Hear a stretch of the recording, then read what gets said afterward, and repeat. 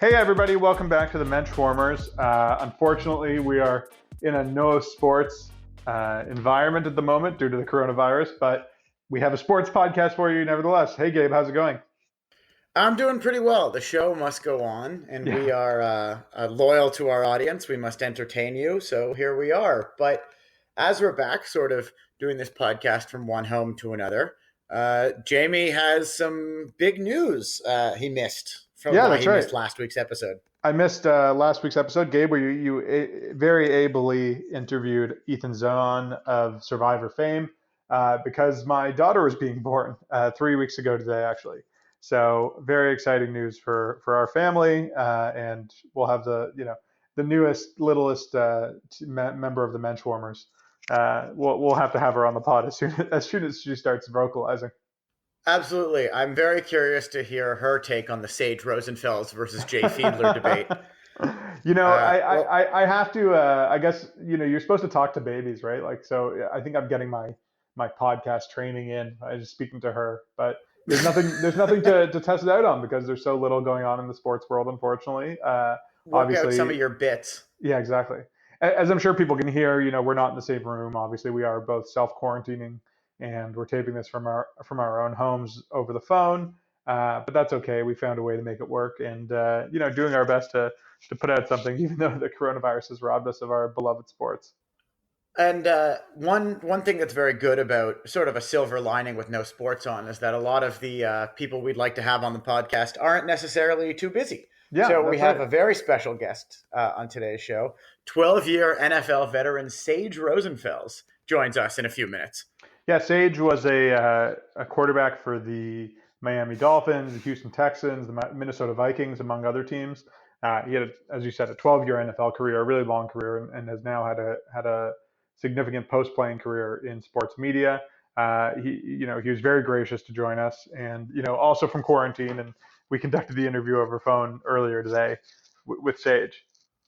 And it was, and it's a very, very good chat. He's a really nice and interesting guy. Talked about everything from gardening and salads to his playing career to sort of how he feels responsible as a Jewish person to be a Jewish athlete and how he got on that path of a notable Jewish person, why he wears the number 18 Yeah. and he still identifies with the number 18. Um, and he gives us his thoughts on the current quarantine and COVID situation in the United States, which was very good perspective to give to get from a media figure and someone of some notoriety. Definitely, he had some interesting thoughts about leadership and how we've seen that play out during the crisis, and his experience as a leader in sports, and seeing great coaches that he played for like Nick Saban and their leadership styles as well. So without any further ado, let's go right to our interview with Sage Rosenfels. Yeah, nice to meet you. Thanks for being on. Welcome. Where are all of you located?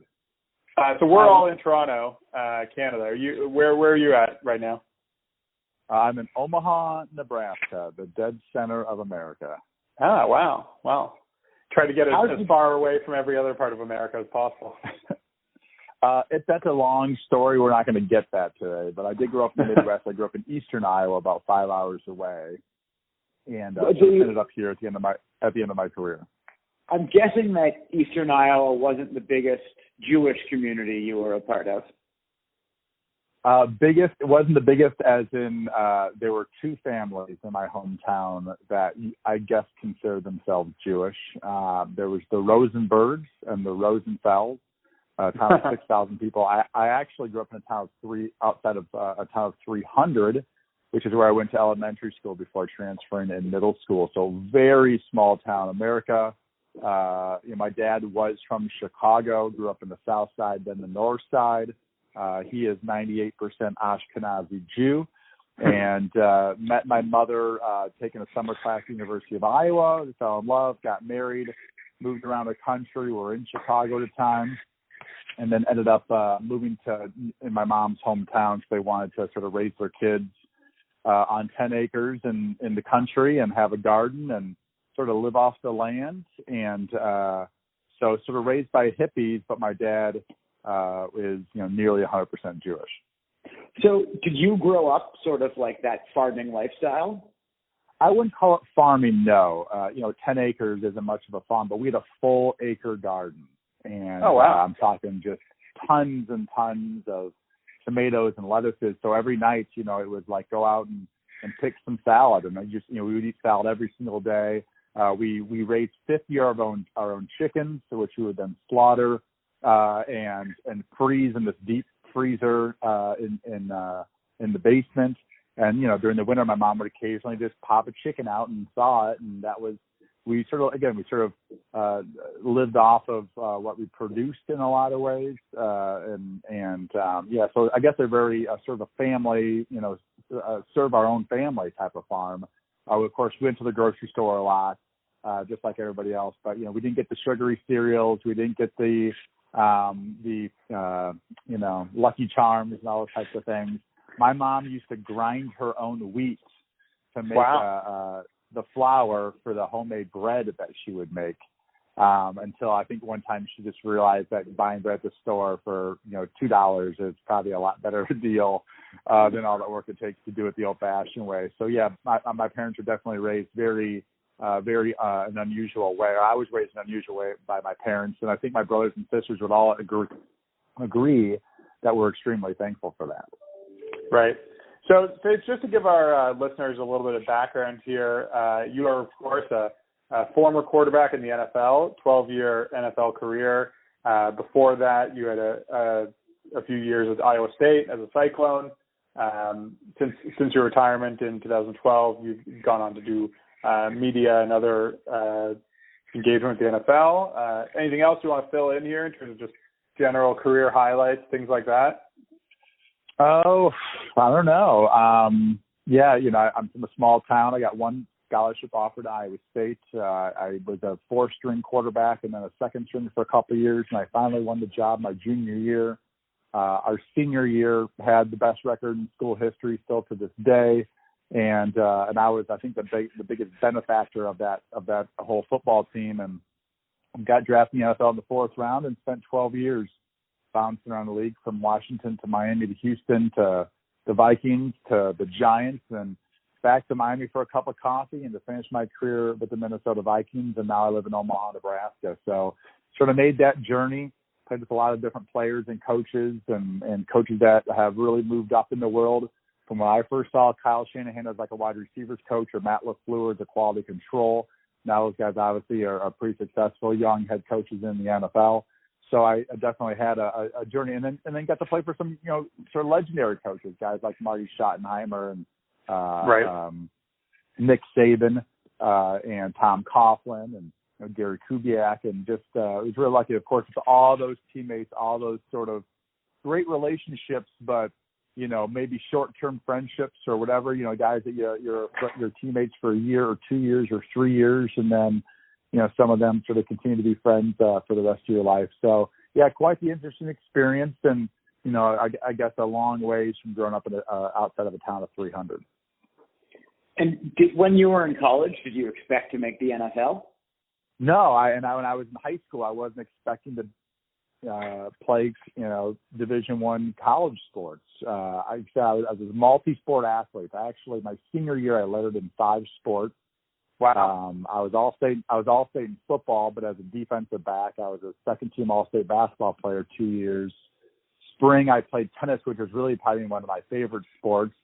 I was the number 1 player most of the time. Didn't make it to state my senior. Never made it to state though. Track my senior year, I went out for track and test the same time in the spring, and I went to state and track in a couple events and some relays. And then baseball, we have a 4th-season in Iowa. Where I was all-state in baseball a couple of times. And so, yeah, multi-sport athlete, and got a football scholarship offer in the middle of basketball season my senior year in mid-December, and I took it. And it was the only scholarship I was offered at Division I level, and, of course, somehow worked my way into a decent quarterback and ended up having that career. Well, it's pretty impressive. I mean, I feel like these days we hear more and more about people needing to specialize at an early age. So I feel like the era of the 5-sport athlete, high school athlete, is probably behind us. I mean, especially baseball, basketball, and football are all huge commitments in terms of being a team sport and practicing all that. Football is interesting. Is I think one of the best ways to prepare to be a great football player is to play other sports. If you want to be a great quarterback, you should probably play baseball. Running track is great for everybody. Tennis is just a great sport in general. So all of them help football.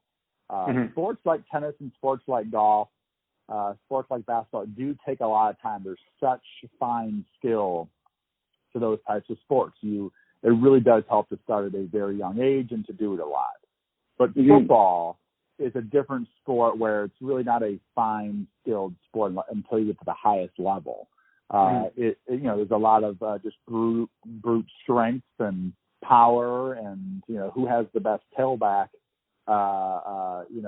aspect of the whole game. And so I think young kids playing football actually does not really help them become a great, high school football player or a college football player or pro player. But I will say for say a quarterback where there's a certain skill going on here, a finite skill, those 7-on-7 tournaments and throwing sessions and all those things, that helps them become a better thrower, more accurate thrower, just like it helps a basketball player to shoot a lot. So those things do help.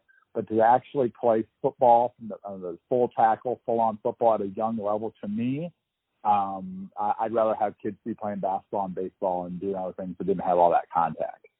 And I think that's becoming a more and more common attitude. And I know there's sort of a stereotype that there aren't a lot of Jewish football players out there. And I think a lot of it is that sort of our families and our culture doesn't really like physical danger all that much.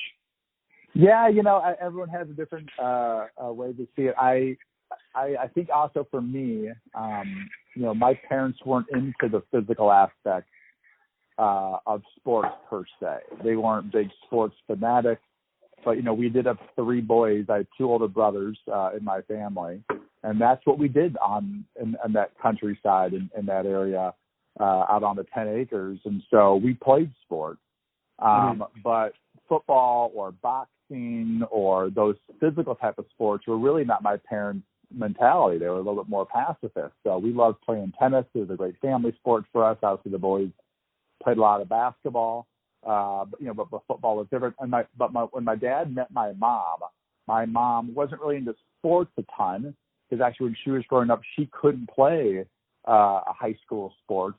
Just back in that era, graduated high school in 1965, she only could do cheerleading and golf. But she did always like sports. She had a brother and a dad who were into wrestling. And so there was a physical mentality to playing with my brothers too, is, learning how to wrestle from my grandfather. So I think that helped me probably physically separate from my dad, who taught me how to play tennis and golf, right? And so luckily I had a parent who came from both. It's very lucky I probably had non-Jewish family members in my family to really enjoy the physical aspects of sports. That's very, very funny. And so you get to the NFL, you're playing quarterback. Maybe this is a loaded question, but number 18, was that on purpose? No, number 18 was given to me my freshman year in college. I didn't like it at all. In high school, I was number 4, and I really wanted number 4, but they gave it to a tailback who was a big recruit from New York. So he wore number 4, and I was stuck with 18. Well, he lasted for about 2 years, and then he transferred. And when that happened, I asked for number 4 again, and then they gave it to another player, another running back or something like that. So it kept going. It happened 2 or 3 times. It kept going to these other players were coming in, and so I just stuck with my 18, and obviously wore that for the most part of my career.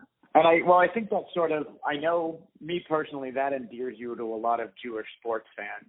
As you probably know, 18 is a very holy number in Judaism, and to see a Jewish athlete wearing 18, it gets a lot of us excited. Yeah, no, I wish I had could have said that I totally picked that out and totally controlled that, but that number was given to me, and after I had it for about 3 years, I was like, I like this number. I like that not everybody has this number, and I know it's a great number, and I think it's become a real popular number. Peyton Manning really probably made 18, right. Really popular. So it's becoming, where you see a random T-shirt for Gap or something like that, and it's 18 on there. that number definitely has become a little bit more popular over the course of the last few years. Mm-hmm. So as a Jewish athlete and someone I think with a pretty recognizably Jewish last name, were there times in your career ever where Jewish fans reached out or you got a feeling from the Jewish community that, hey, he's one of our guys?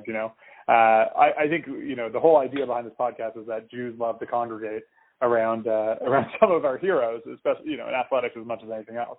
Yeah. Well, again, grew up in that small town with parents, and we weren't. I can't say, and this is pretty public, that I wasn't a practicing Jewish person growing up. It wasn't really a part. My dad would talk about and tell stories, and we would, sort of quasi celebrate the holidays or acknowledge them Sure. and maybe talk about them. My dad was very much a history, buff.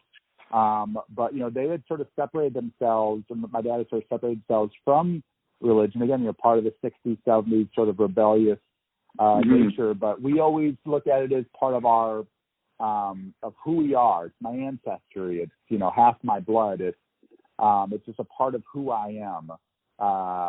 No different than like my ancestors were from somewhere in Europe on my mom's side. It's very important to me because it's very unique. And I think it's special. I think my dad always taught us that it is something special that's different than what we saw in my hometown. And so right. it was just sort of so when I got to the NFL, it wasn't big at Iowa State, obviously, still in Iowa, wasn't a thing, but it's really when I got traded to the Miami Dolphins. Right. Where I really understood what you're talking about. Because Jay Fiedler was their starting quarterback. Right. And obviously Miami has a large Jewish population in South Florida in general, and a lot of people coming down and go back and forth from the East Coast and New York. And so at that moment, and I think being teammates with Jay Fiedler, I really understood, how important, how I was acting, how I was playing, how I guess as a little bit of a hero to people who looked up to me as being, Jewish and a part of their culture and part of their religion. And you mentioned teammates with Jay Fiedler. Did the two of you ever talk about it?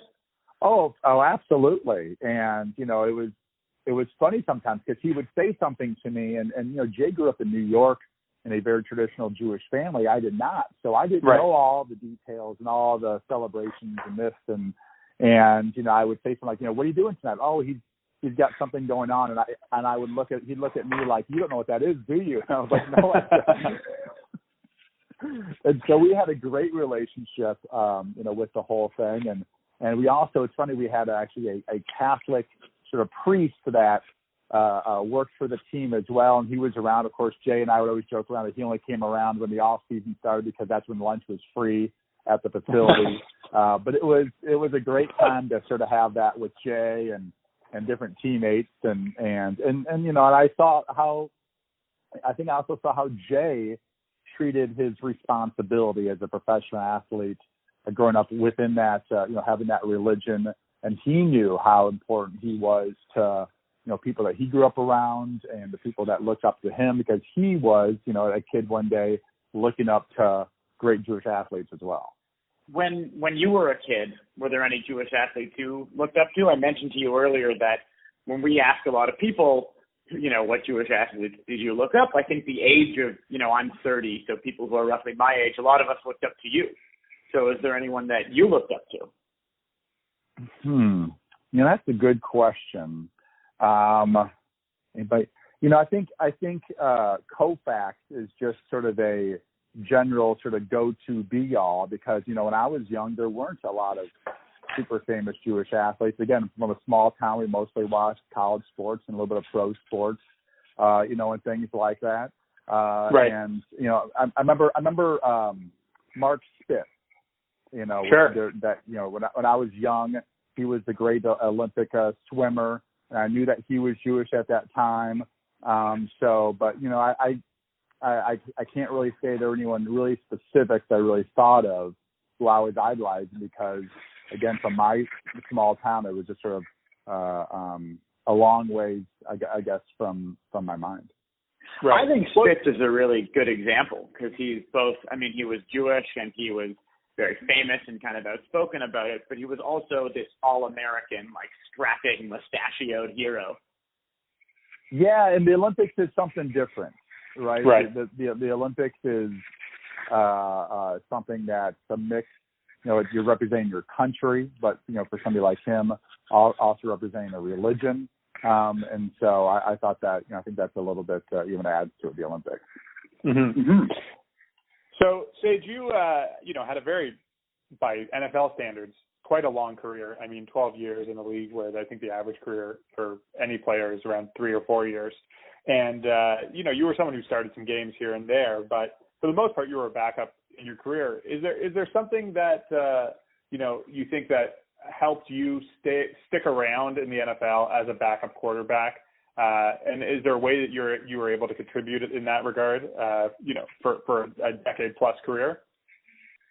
I think putting my ego aside, which athletes sometimes have a hard time doing, and sort of having the mentality of, all right, I'm in the NFL. Mm-hmm. I'm the third string quarterback. I'm the second string, whatever I am. This could end tomorrow, and I'm gonna try to last as long as possible. So I have to play well. I have to know all the things. I have to be very coachable. But I want to be one of those people that was easy to work with. Right. And that makes sense. And I haven't made it to had older brothers, but okay, I'm not the starter. It's not going to help me in the short or long term if I act like I should be the starter. I'll be off this football team fast. So sort of like understanding my role was probably huge in it. That if you're a backup quarterback, man, be the absolute best teammate you can possibly be. Be competitive as you can possibly be, but don't. It's more be seen and not heard. I used to say. Mm-hmm. The coaches and everyone should just see you working your tail off and being a good teammate and being competitive and things like that.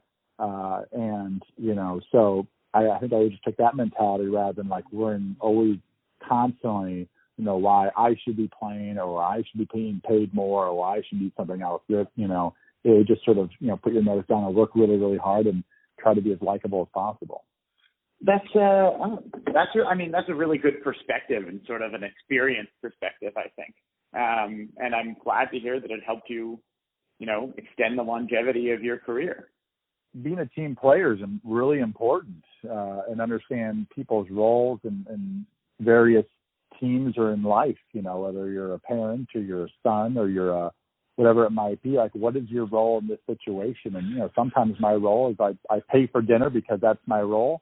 Sometimes my role is, since I was good at sports, I play various sports with my kids so I can help them get good at those things. And we all have our different roles in life, and I just always try to play my role. And you sort of, you're always trying to work. You're always trying to play the best you possibly can. But like, what is my role in this facility on this franchise that's going to help us get to the playoffs and get to the Super Bowl and whatever it might be. And coaches all come back and everyone's happy, and they like me and I stay around longer. That was always my mindset. Right. Well, I was just going to say, Sage, I think we'd be remiss if we didn't ask you about one particular famous moment of your career back in 2008 when you were with the Houston Texans.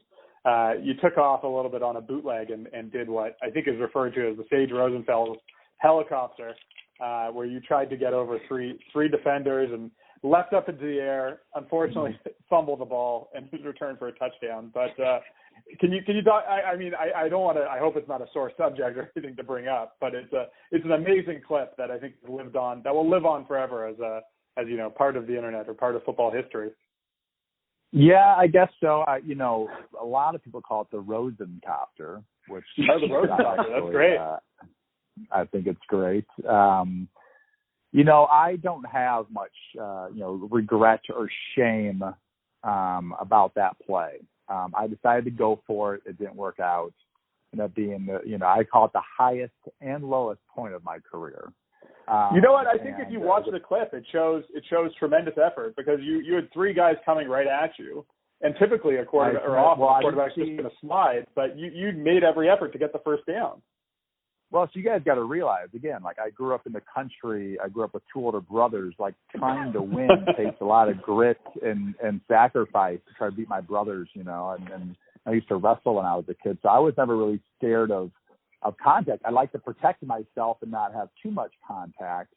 But I didn't see it that well. I'm telling you, when you're a third string guy or when you're the backup quarterback in college, like you'll do anything to try to move up or whatever like that. So preseason games, I wasn't sliding. I wanted to earn the respect of my teammates and my coaches. Like the stage, I'll go for it, you know. And I played sometimes maybe a little bit reckless, but I always figured I'd always rather be the guy going for it than the guy, you know, sliding all the time. So I went for it. You know, it was a split-second decision, and I saw the defender come off of the receiver, come up to guard me. Or come up to tackle me, and he was a small cornerback. I think his name was Marlon Jackson of the Colts. And I thought like he was sort of coming in low, so I thought I'd just jump over him, and maybe I would land up near the first down marker. I think it was like a 3rd and 5 or 3rd and 6 or something like that.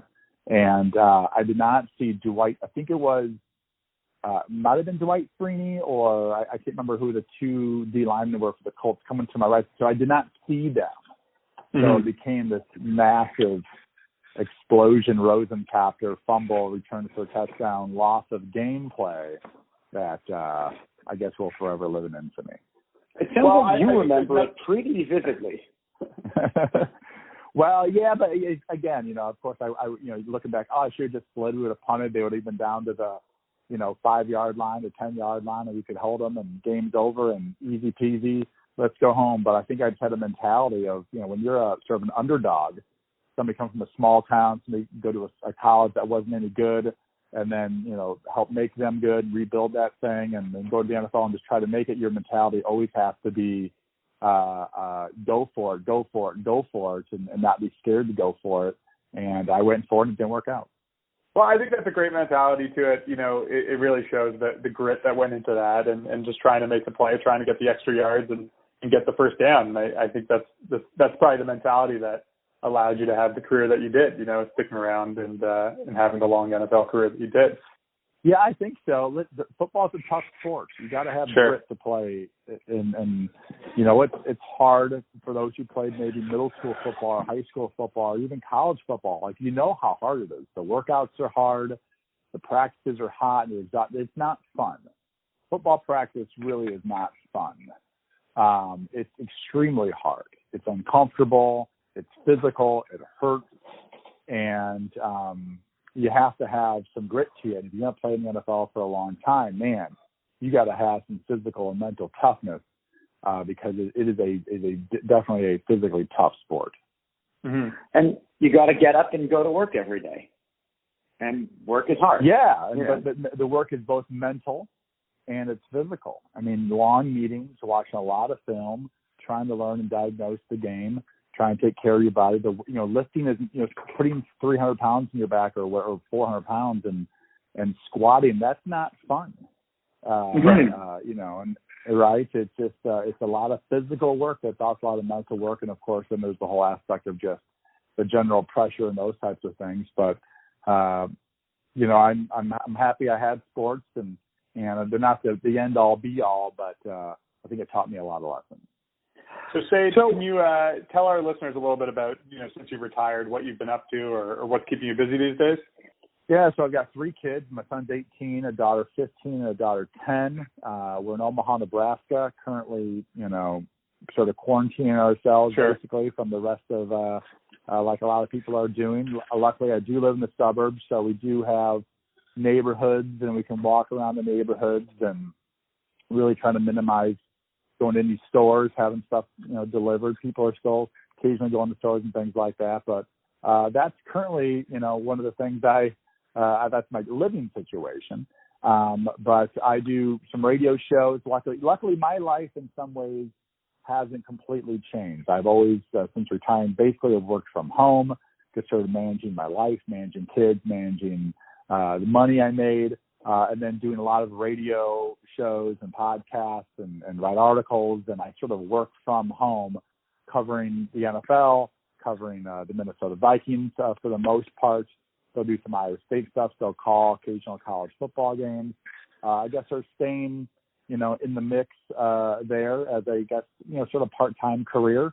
I love that, as I sit here, I'm hanging out in my bed, and I have a radio show coming up in 27 minutes that I'll do for an hour talking about the Minnesota Vikings and what their situation is going to be and what the NFL should probably do with this whole situation. So I'm very, very fortunate. I'm very lucky. I don't have a ton of injuries, and I've got 3 healthy kids. And I'm very concerned about everything that's going on out there in America with this coronavirus, and it's scary. And I'm just trying to do my part, which is stay at home and try to minimize contact as much as possible. And because I've got parents in my 70s, I've got a lot of family and friends who have different health issues. I got a girlfriend who's a nurse who is dealing with the situation without the proper equipment. It's a scary time, and I'm just trying to do my part. And so, sorry to get off topic, but now you just brought it up. What's it like in Omaha right now? Are the streets empty? Are people still going to work? How serious is the city taking this social distancing instruction? I think they're taking it fairly serious. They're not shutting down, but we're also, we are the opposite of density here. So I think that helps this state in this area. Omaha's a town of about 800,000 people, and it's very much a suburb town. So a lot of people already do live in the suburbs. They can work from home. I think the grocery stores and things are open, but there seems to be not very many people in there. Pretty quiet. So I think it's Nebraskans and the Midwest people in general are generally rule followers for the most part. And they understand that. They're not rebels. Rebels a lot of times live in, say, Florida or other places. And Nebraska, Omaha is not. So people are pretty cognizant, pretty aware, and I think for the most part are at the minimum social distancing if they are out and, having to go to work or having to do jobs that, our society has to have done right now. Right. Well, we hope you stay safe out there and, do your best to not go too stir crazy during the quarantine. I'm sure it's tricky with kids who are teenagers who need to be out and about and doing physical things. It is. Playing sports and all that. And if I could give any advice, at least my own mental, my own mindset that I think has helped me, is my only advice to people is as we sit here and we try to figure out all these, and we think about these things that maybe we're missing out on, that we're losing the situation. My son's going to miss out on a high school graduation probably. Like they're not going to do that or this, that, and the other. Rather than focusing on them, I've been really trying to focus on all the things I do have, that I do have my health. I do have my family. I can help take care of make my house a better place to live and clean out my closets and take this time because I do have time. I do have, some money in my bank account. I'm very, very fortunate. And to try to maybe, switch from all the things that are going to be sort of taken from us in the next year or years to come, and try to really focus on the things that we do have and really cherish those. That's great advice. Great advice. Well, thanks again for joining us, Sage. It's been really generous of you to take some time out of the busy days inside these days and join us. For our listeners, Sage, you're a pretty good prolific Twitter user. Our listeners can follow you at Sage Rosenfels 18 and continue to see your takes and commentary. I see you've been commenting stuff about the coronavirus as well. So, well, I will say that the only hot take I will say about the coronavirus is this thing, which I try not to come at this. I try not to come at this thing of blaming a certain party or whatever. I do have a serious problem with our country's leadership right now, and I just. Since I'm a sports person, the way for me to connect it to sports and the type of leadership that I would like to have is the head coaches that I loved playing for, and the head coaches the coaches I had, or maybe the great sort of captains of the teams I had, and how they act as leaders. Leadership is so important. We talk about it all the time. We talk about it as a thing you learn in sports, and the values that go into what we expect of whether it's Nick Saban or Bill Belichick or Pete Carroll or whoever it might be at our press conferences, and how they treat, not always great, but how they do treat media people, good and bad, how they treat the players, good and bad, the opponents, good and bad. We really do nitpick and expect a lot from those coaches, because their words matter. Their words are important, and their words can divide, or their words can bring a team together. And I just have a serious issue with this type of leadership, because it would work terribly, terribly, terribly in any sport, in any league, in any situation. And sports have been my life. And I look at it as, whether it's America or the whole world, that we are all this together. And I think this virus really shows that we are all connected, and we all have to find a way to work together. And divisive leadership always takes down the team and always ends up being a dumpster fire. And I wish we had better leadership, and leadership that we expect, of our college, basketball coach or football coach or whatever it might be. Well, thanks for sharing. I mean, we're Canadian, so I have to be a little biased here, but I think I can speak for the podcast and a lot of our listeners that we definitely agree with you. It seems like it seems like I don't mean to simplify it, but it seems like it's kind of rough going down there, and the leadership really isn't helping. It's very disappointing, and it's very disappointing, and hopefully we find our way through it. I'm big in following the scientists. Sure. Follow the scientists. I think I heard Nancy Pelosi say the other day, whether you hate her or you think she's the greatest, I liked her quote when she said, if you want to pray for the scientists and the doctors. Because they're the ones who are going to bring us through this, and the nurses. They're the ones who are going to bring us through this. And so that's what I'm thinking about right now.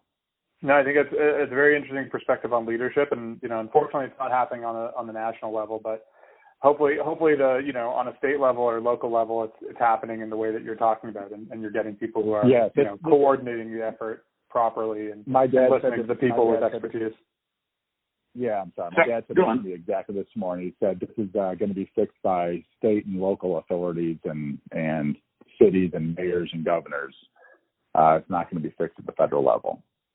Well, that seems for sure. Anyways, I guess that's a bit of a sad note to end on, but topical these days. Something we always discuss. But thanks so much again. We should talk about it. It's been great to talk to you about this. Thank you for having me on. Well, thanks again to Sage Rosenfels for joining us. It was very gracious of him to spend time with us. Although, gave time is something that we all have a little bit too much of these days, maybe, now that we're all self-quarantining. It was a great chat. I sort of regret not asking him. He mentioned the Rosenfels and the Rosenbergs in his tiny town.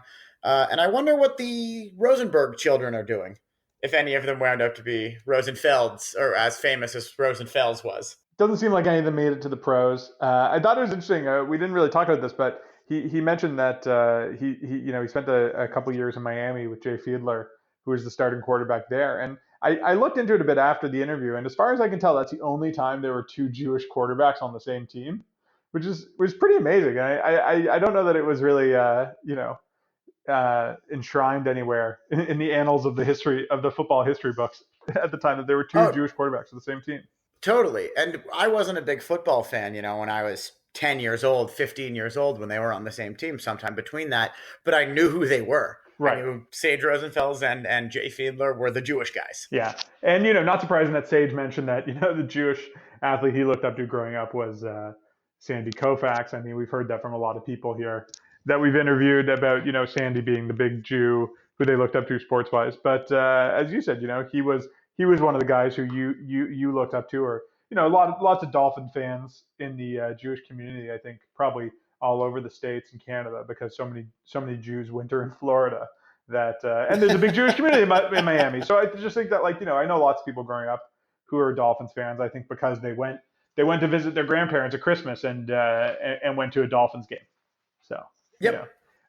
we sort of saw the experiment again last year with Josh Rosen, but didn't It go didn't work so well in didn't go so Miami. great. So we might have to That's wait true. another few years for the next great Jewish quarterback. Maybe next time we have Sage on, if we have him on again or speak to him again, we should ask him for a detailed analysis of Josh Rosen's throwing mechanics.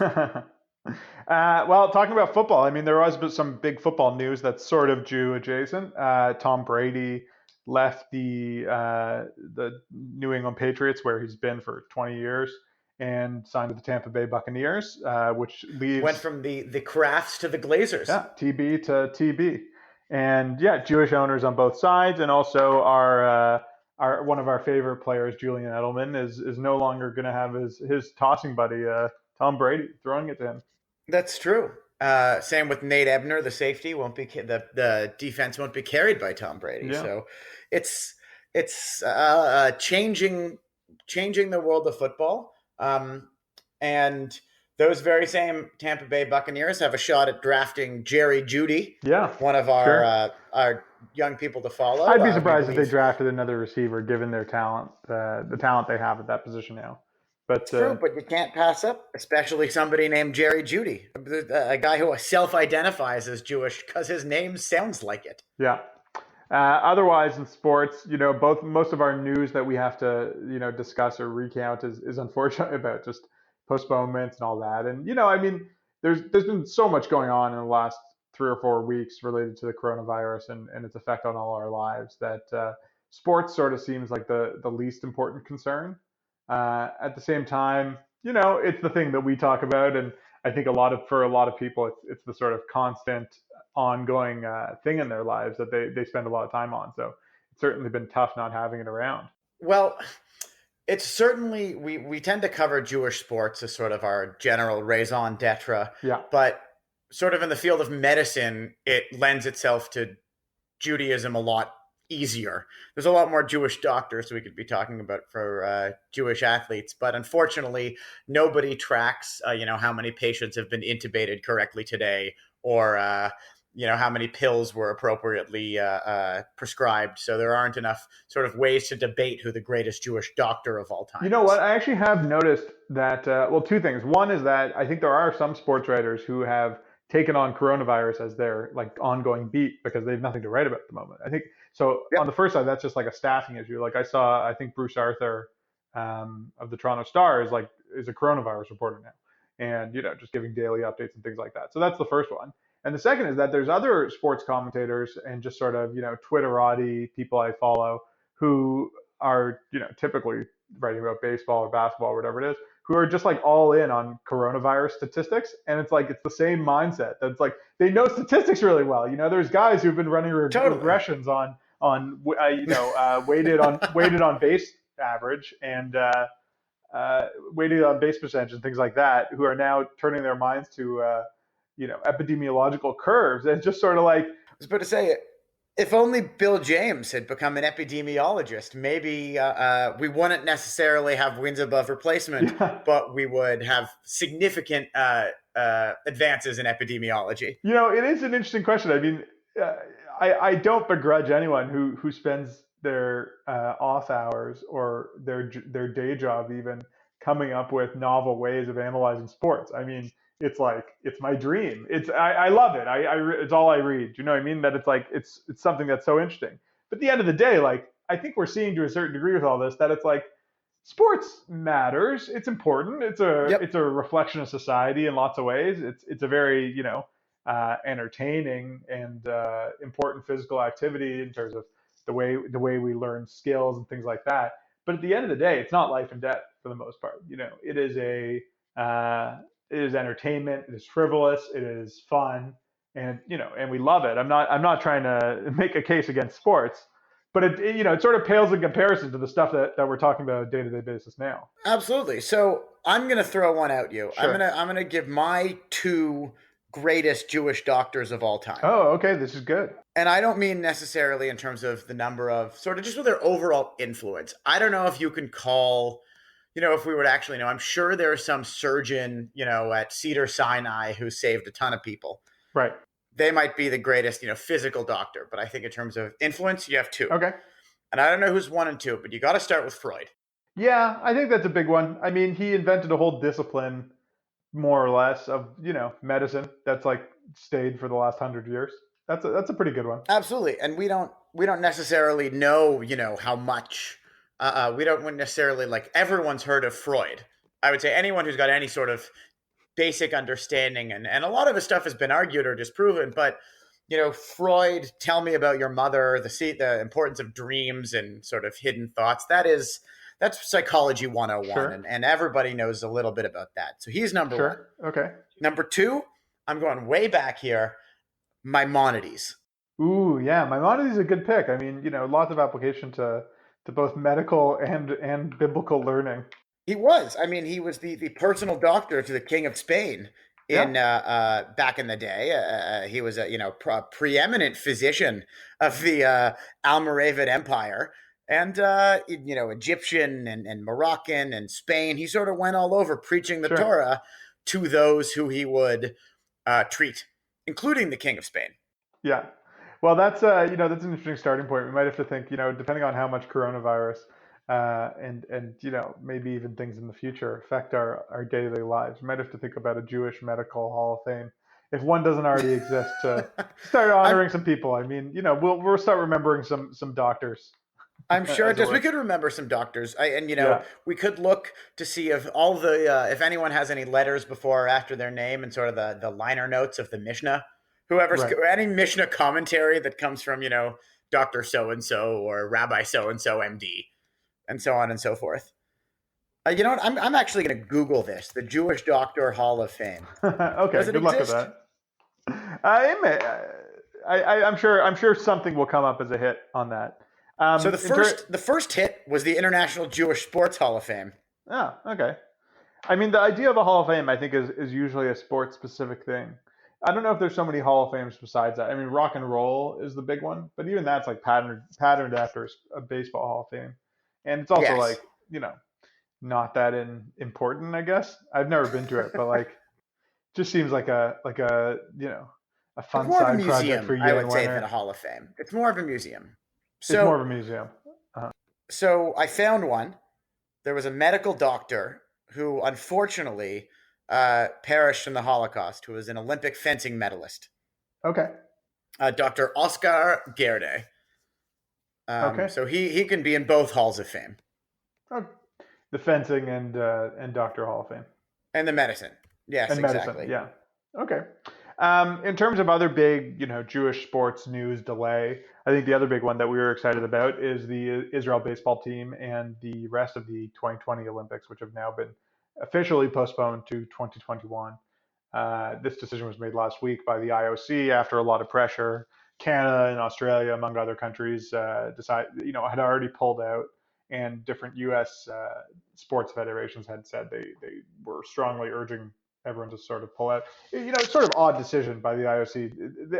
I understand they want to wait as long as possible, but not really the best look from their perspective in terms of waiting as long as they did to cancel the games, when I think it was clear to everyone that these games were not going to happen. Yeah, it wasn't going to happen. They were supposed to start in 4.5 months, and it just seems like, really, like I don't feel like we're going to be back to normal. We might be back to normal by August, but it's like, of all the things to do, we're going to do an Olympics now. Between now and then. Oh, absolutely. It's extremely unlikely. And I think in reflection of the excitement still we have, and sort of Jews have, a friend of the podcast, a listener, follower, Nick Rickles, member of the formerly 2020 Israeli national baseball team, now calls it, now his Twitter bio describes himself as a 2021 Olympian. Yeah, and that was the angle for us that, is most concerning. We were both really excited about the Israel baseball team's potential at this year, or what is now next year's Olympics.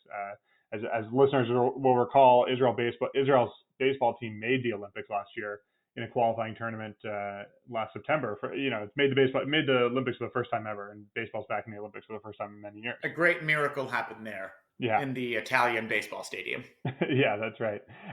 So, you know, there's some delay, and we'll see how the team shakes up or what that might mean in terms of who the roster is. But at the end of the day, there will be an Olympics. You know, there will be a 2021 Olympics, and Israel will be there on the baseball field and elsewhere as well. Yeah, there's too much money and excitement at stake. They can't cancel the Olympics. No, not in today's world. Yeah, there's too much money involved. I mean, I don't know if the Olympic movement is really worth a damn anymore, but you know, there's money. There's money involved, certainly.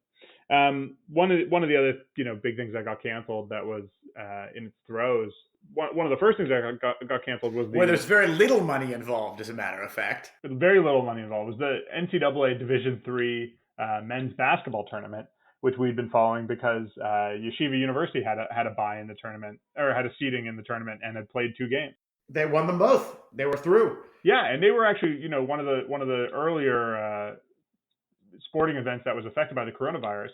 Someone who is a student at Yeshiva University, not a team member, had tested positive for coronavirus, and as a result, they played their games in empty gyms for both their first 2 games in an empty gym. Yes, when sort of sports were going on like that. Yeah. You know, there was a time where I think we thought that sports were going to happen like that there was just going to be, you know, playing basketball in an empty stadium, but it quickly became apparent that wasn't going to happen at the professional level or at any level. I mean, since the spread was so great, but it's worth it to mention as we talk about Yeshiva, the Division III men's coach of the year was their coach, Elliot Steinman. So that's great.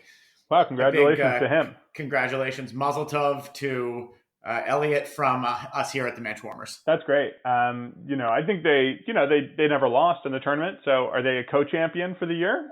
You know, maybe. I think so. Maybe that's up. Do they still do AP polling for Division III? I'm not sure. Like back in the day before every night, you know, before basketball and football had postseasons. The national champion was just like whoever the AP poll picked, right? So maybe we should just go back to that. Yep. I mean, people talked about, you know, if there's a Division I champion this year. I think the answer is no, there isn't one. You know, it's just whoever is number 1 at the end of the year, or whoever we think is number 1. There has to be some sort of arbitrary tournament involved. Yeshiva was ranked 15th. However, They were 24-1, and only Swarthmore University, who was 25-0, had a better record than them. So, wow. I assume there's no Jews that go to a school called Swarthmore next to St. Thomas and St. John's who are just below them. Swarthmore College, I'm sure it is a liberal arts college in Pennsylvania. I'm sure there's some Jews who go there. Okay, that's true. It's right after St. John's and St. Thomas.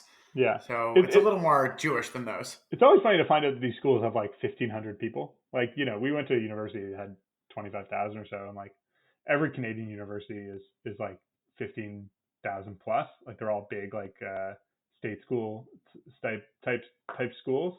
But in America, there's like 1,000 reputable, you know, 150, 200-year-old colleges that have like 1,200 people going to them at any time. And like they've each produced like 4 Nobel Prize winners or like quarter. Oh yeah, of course. Yeah, of course I went to Swarthmore. We've been going to Swarthmore for generations. Colby and Virginia Wesleyan. It's legendary in our family. But so mazel tov to Elliot, and thanks again to Sage for appearing on our podcast. That'll just about do it for this quarantine episode of Benchwarmers for you. Yeah, follow us on Twitter at Benchwarmers. Find us on Facebook at the CJN Podcast Network. You can check out everything we do and more at the Canadian Jewish News website, the CJnews.com, CJnews.com. That's and right. You can check out the other podcasts that are put out by the Canadian Jewish News on that website, and you can download them and our podcast wherever you get your podcast. No, your Spotify's or your iTunes or whatever. So thanks for listening, and we know that Larry Tannenbaum is alone at home these days with his family quarantined. So Larry, if you're looking to kill some time, we're here for you. Yeah, we're here. You've got nothing going on. We've got nothing going on. There's no sports to watch. So let's kibitz. Now's as good a time as any. Exactly. Thank you for listening in this trying time.